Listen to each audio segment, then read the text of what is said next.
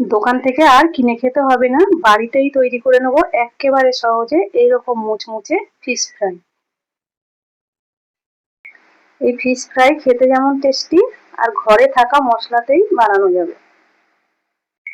নমস্কার বন্ধুরা, আমি অর্চনা, কুইক কুকিংয়ে তোমাদের সকলকে স্বাগত। প্রথমে আমি কিছু এই বাটা মাছ নিয়ে নিয়েছি, এই যেরকম ছোট সাইজের।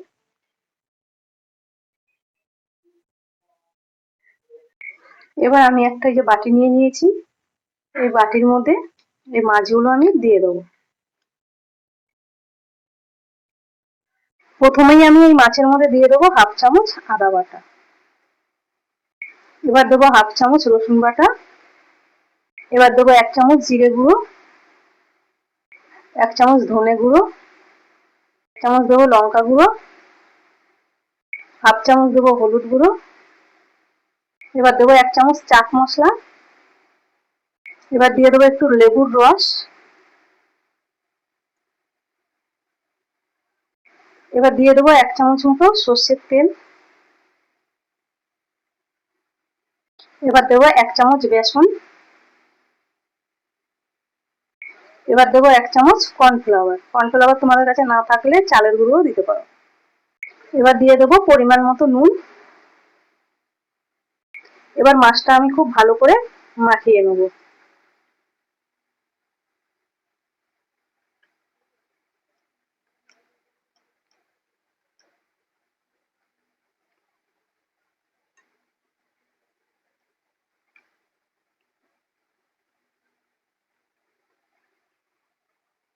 এবার আমি এর মধ্যে সামান্য একটু জল দেবো, একদম অল্প করে।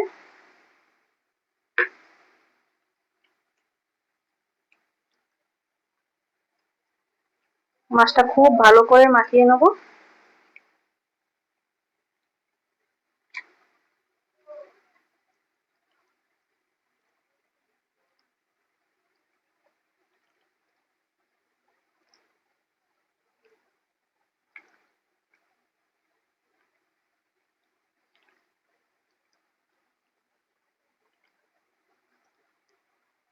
এই যে মাছগুলো খুব ভালো করে মাখিয়ে নিয়েছি মশলার সাথে। এবার আমি এই মাছটা 10 মিনিট রেস্টে রেখে দেবো। এই 10 মিনিট হয়ে গেছে, আমি মাছগুলো রেস্টে রেখেছিলাম। এবার আমি উনুনে কড়াই বসিয়ে নিয়েছি, আর কড়াইয়ে দিয়ে দেবো কিছুটা সাদা তেল।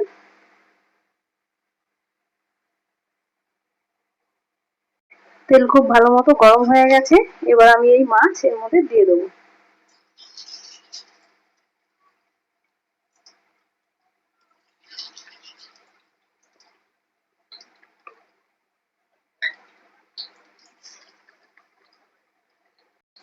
এবার মাছগুলো একবার উল্টে দেবো।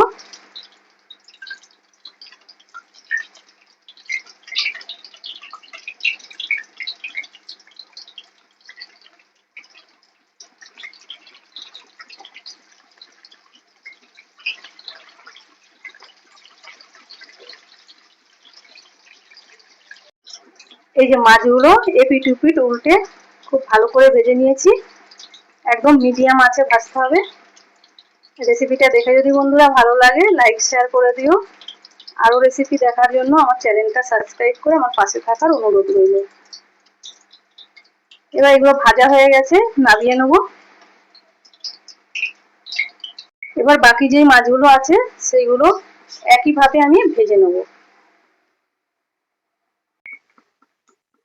এই মাছগুলো আমি একইভাবে ভেজে নেব।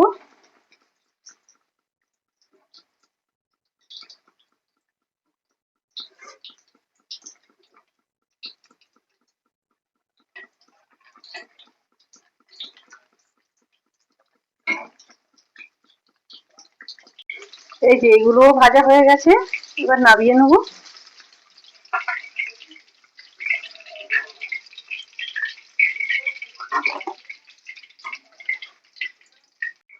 এই যে বন্ধুরা সবগুলো আমি ভেজে নিয়েছি এভাবে।